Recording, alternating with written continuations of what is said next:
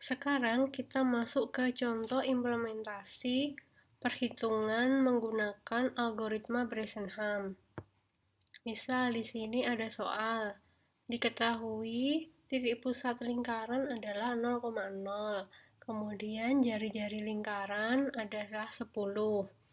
Kita diminta untuk membuat tabel perhitungan titik-titik yang dibangkitkan menggunakan algoritma pembangkit lingkaran Bresenham.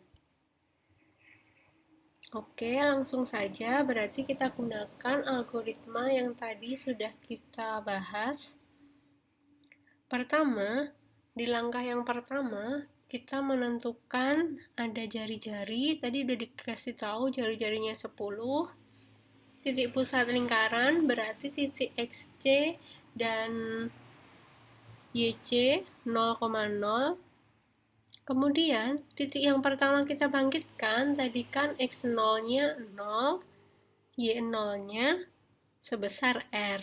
Berarti titik pertama yang kita bangkitkan adalah 0,10. Koordinat X-nya 0, Y-nya 10.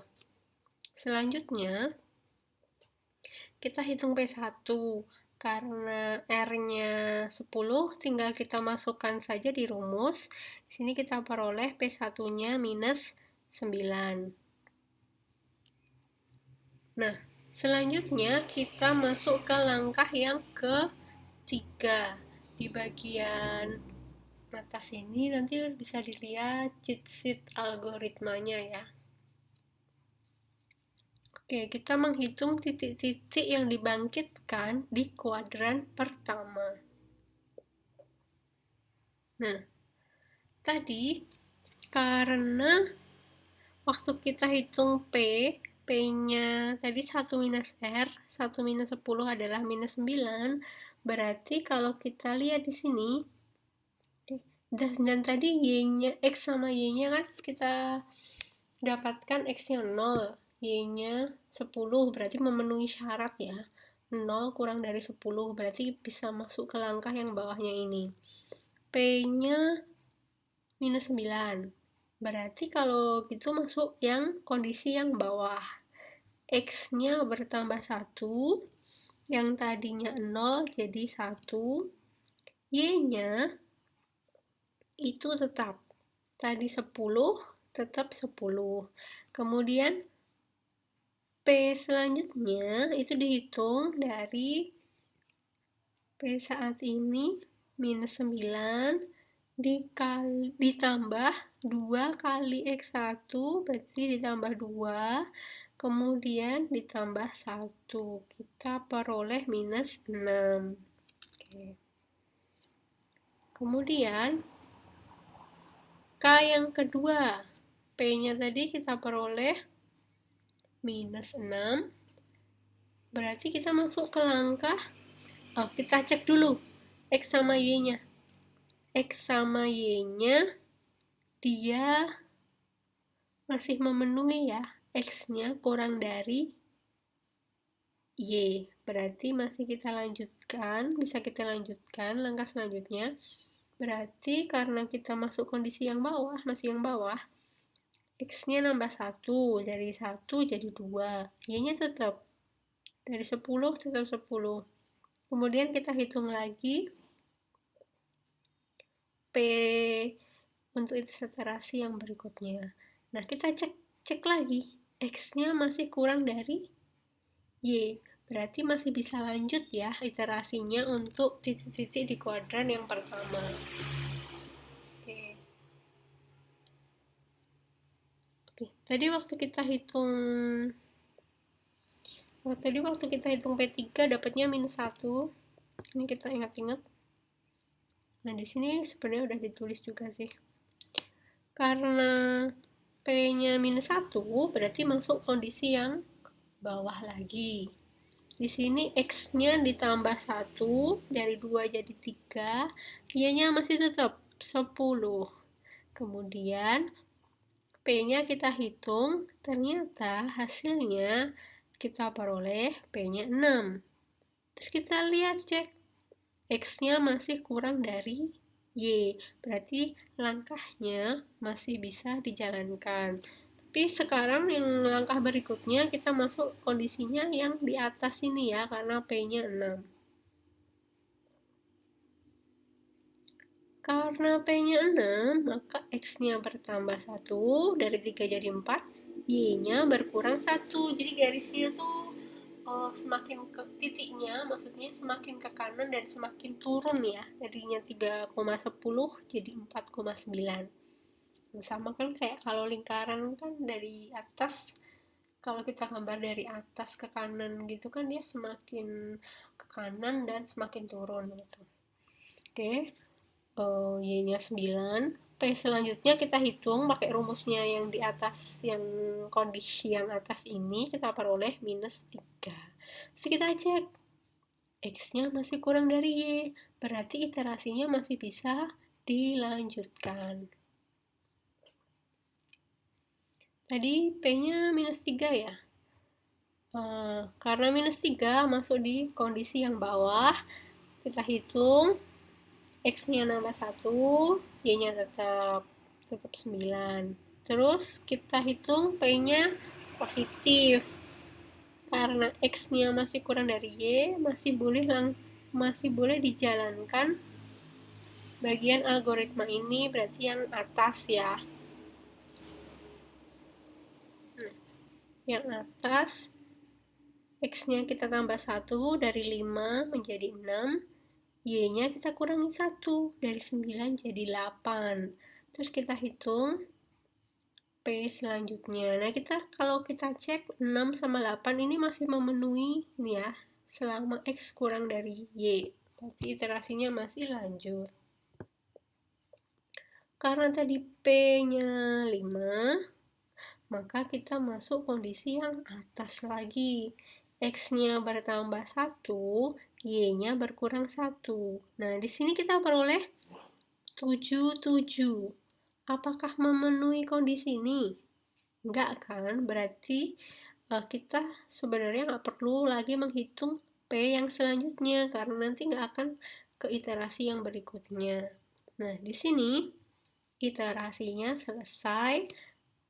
Dan kenapa tadi selesai? Karena kondisi X kurang dari Y sudah tidak dipenuhi. Kan 7 tidak kurang dari 7 kan?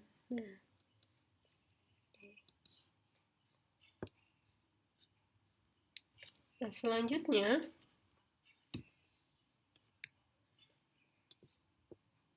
tadi semua hasil perhitungannya, nah, kita masukkan ke dalam tabel seperti ini ya. Jadi, tadi itu caranya, tapi kalian harus merekap hasilnya ke dalam tabel. Tadi untuk K, langkah K-nya ke 0, titik awal kita kan 0,10. Misalnya ini saya sudah di sebelah kanan ini sudah saya sediakan koordinat kartesius.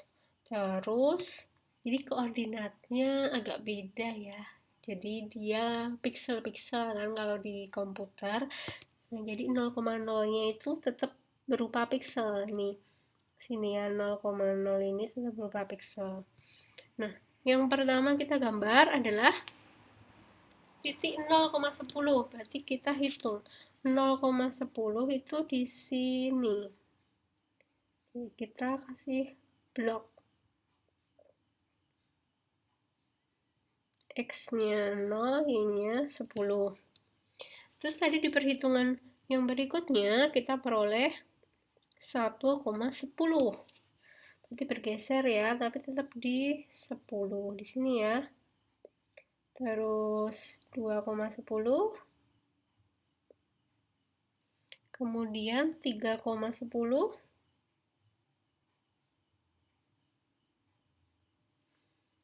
Kemudian selanjutnya di sini 4,9 ya. Berarti agak turun. Kemudian 5,9. Di sini ini belum kelihatan seperlapan lingkaran ya. Tapi nanti lama-lama jadi lingkaran. Kemudian 6,8 di sini. terus 7,7 di sini berarti ya. Ini kalau kita amati ya, dia udah agak melengkung gini kan lingkarannya. Oke. Jadi iterasi yang bukan iterasi maksudnya. Part pertama ini kita hanya menggambar lingkaran kita cuma menggambar lingkaran di apa istilahnya tadi? Kuadran 1 ya. Oke. Kita next ya, hasilnya seperti ini ya tadi. Yang dibangkitkan menggunakan si algoritma Bresenham. Langkah berikutnya, kita setelah dapat titik-titik di kuadran 1, melakukan pencerminan diagonal untuk mendapatkan titik-titik lingkaran di kuadran 2. Oke.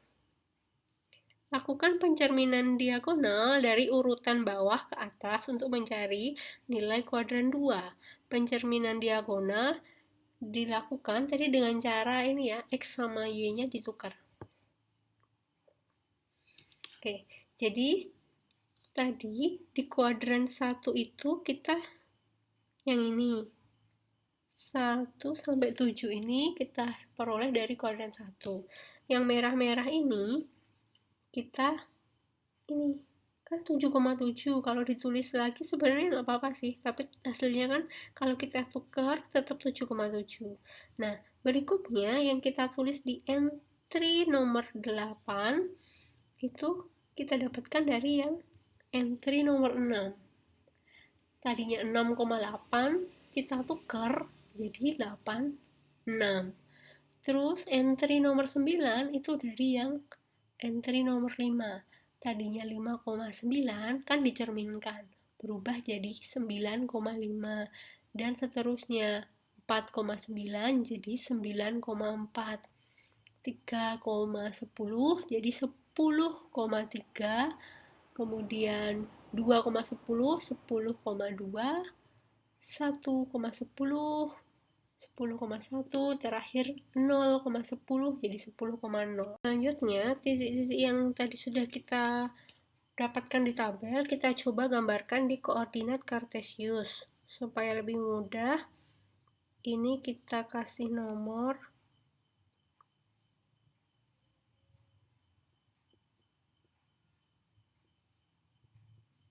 yang X juga.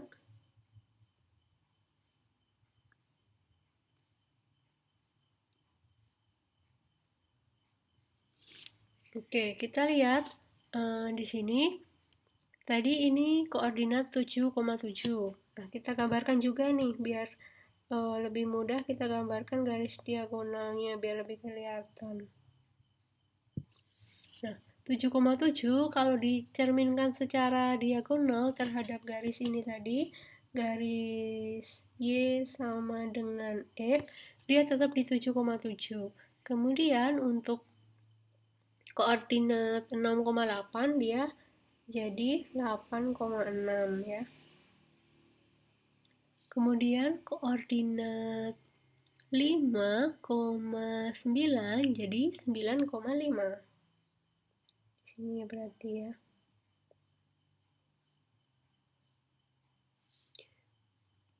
Selanjutnya 4,9 berarti jadi 9,4.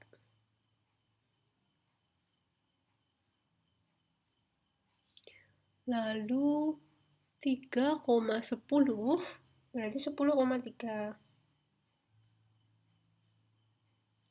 Selanjutnya yang ini 2,10 10,2 1,10 10,1 terakhir 0,10 jadi 10,0 ya, sesuai nilai yang di tabel tadi. Nah, kalau kita amati titik yang kita bangkitkan ini sudah jadi 1/4 lingkaran. Oke. Kita lanjut ke langkah Kelima, kita mencerminkan secara vertikal. Jadi kita udah dapat di kuadran 1 dan 2, sekarang mencoba membuat dari titik-titik lingkaran untuk kuadran 3 dan 4. Untuk pencerminan vertikal ini, seperti yang tadi sudah dipelajari, kita cerminkan terhadap sumbu Y. Untuk nilai koordinat Y-nya, karena dicerminkan secara vertikal, yang tadinya positif jadi negatif. Oke, kita lihat ya dari sini ya, kita coba isi tabelnya. Kuadran 3, kita itu mencerminkan dari sini. Pertama, yang paling deket ya, yang paling deket kan berarti titik 10,0 ya. Kalau kita cerminkan jadi nilai X-nya tetap 10, Y-nya dikasih negatif. Nah, negatif 0 kan tetap 0, berarti tetap tulis 0. Kemudian selanjutnya ini, yang paling dekat lagi 10,1. Kita cerminkan jadi 10, min 1. Kemudian 10,2 jadi 10 min 2. Pokoknya seterusnya ya, bacanya dari bawah ke atas gitu. Ini berarti 10, min 3, 9, min 4. Ini dari 9,4 dicerminkan jadi 9, min 4.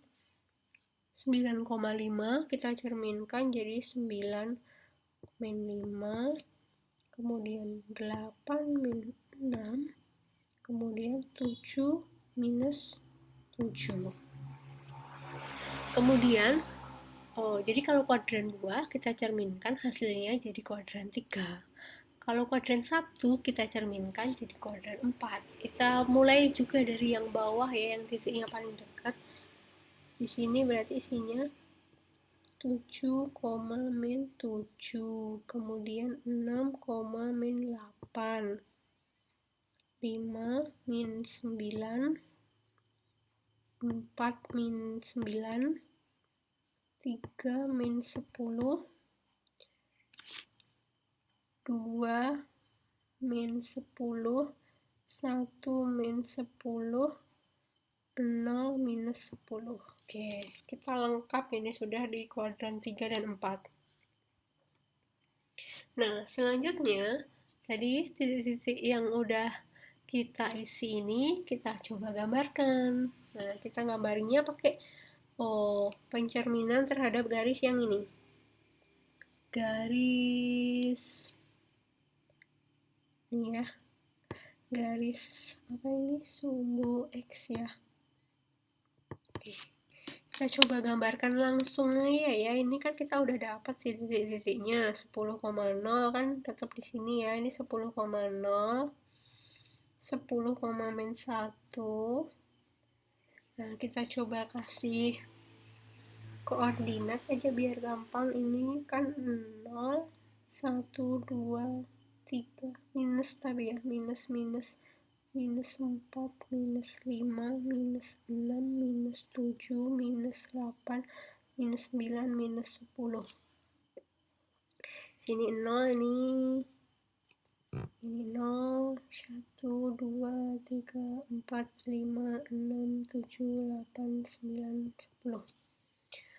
Habis ini berarti 10, min 1. Ini udah kita gambar. 10, min 2. 10, min 3. 9, min 4. Jadi hasil pencerminan yang bagian hitam ini, bagian atas hitam ini.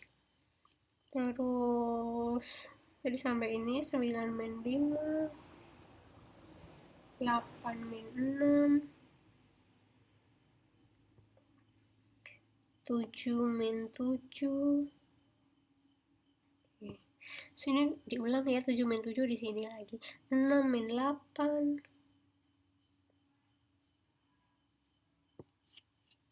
5, min 9 di sini. 4, min 9 Ini ya, 4 min 9. Terus 3 min 10. Nah, semuanya ini udah min 10 terus. Oke. Nih. Ya. Kita udah jadi membangkitkan setengah lingkaran gitu. Next, terakhir kita mencerminkan secara horizontal untuk kuadran 5, 6, 7, dan 8. Nah, kita lihat dari kuadran 5 dulu. Kuadran 5 itu adalah hasil pencerminan horizontal dari kuadran 4. Nah, kita dari yang paling dekat dulu, berarti tadi yang paling bawah ya. Kalau dicerminkan secara horizontal, nilai X sini agak beda ya. Nilai X dan Y dikalikan dengan min 1. Ini kalau dari nilai awal ya. Tapi ini yang dikalikan min 1 tadi X-nya ya. Maaf, ini kita ralat aja. Nilai X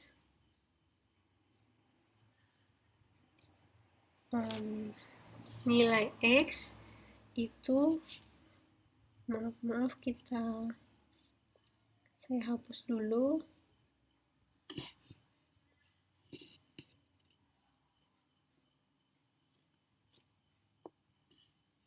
Nilai X dan Y-nya dihapus. Dikalikan dengan min 1, ya kan? Nilai Y tetap.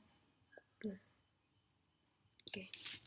Nah, kuadran 5 kita isi sekarang. X-nya dikalikan min 1, 0 dikalikan ini kita balik. 0 kalau dikalikan min 1 kan tetap 0 ya. Kepencet terus nih. Ini 0. Ya, Y-nya tetap min 10. Terus di sini 1 min 10, berarti jadi min 1 min 10. Kemudian di sini jadi kita naik ya. Jadi min 2 min 10. Terus kita isi min 3 min 10 min 4 min 9 min 5 min 9 min 6 min 8 min 7 min 7. Nah, yang kuadran 6 kita isi dari pencerminan berarti kuadran 3. Kita lihat juga dari bawah. Hasilnya adalah min 7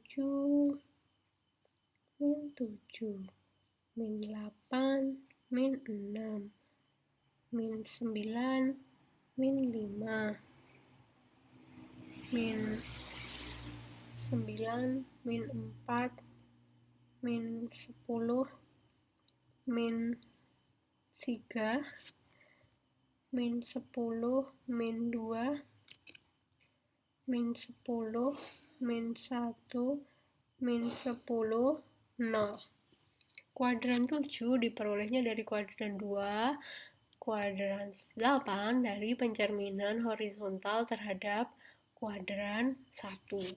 Nah, sama sih nanti jadi yang kuadran 7, 8 kita dilengkapi sendiri ya, dibacanya dari bawah juga, bawah ke atas, ini juga bawah ke atas. Nah, kalau udah lengkap, kita perolehnya kayak gini. Sekarang kita gambarin lagi. Kita gambarin, ini garisnya ya, garis cerminnya. Cerminnya sekarang adalah sumbu Y. Kita tulis ini, kuadran 5, 0, min 10. Sini, udah ada ya. Kemudian min 1, min 10. Min 1, min 10 di sini ya. Pokoknya kita cerminin aja di sini. Ini kan 3 ya. 3. Berarti kita 3 kali nih. 1, 2, 3. Terus naik 1 ada 2. Oke, kita warnain aja nih sama kita cerminin. Ini berapa kali tuh? 2, 3. Berarti kan 1, 2, 3. Habis itu naik 2 kali ya. Ini berapa tuh? 2, 3, 7. Ini dicerminkan aja nih. Ntar kita kasih warna. 2, 3, 4, 5, 6. Oke. Terus yang sini 2. Terus 1, 2, 3, 4, 5.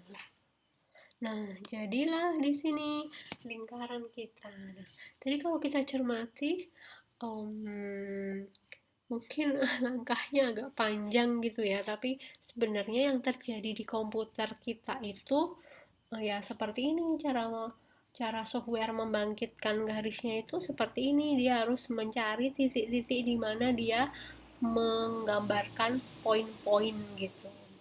Ya, kalau kita kan selama ini taunya misalnya pakai Photoshop tinggal cari gambar lingkaran terus di drag jadi lingkaran, tapi mereka di balik proses itu ada algoritma untuk membangkitkan lingkarannya itu tadi.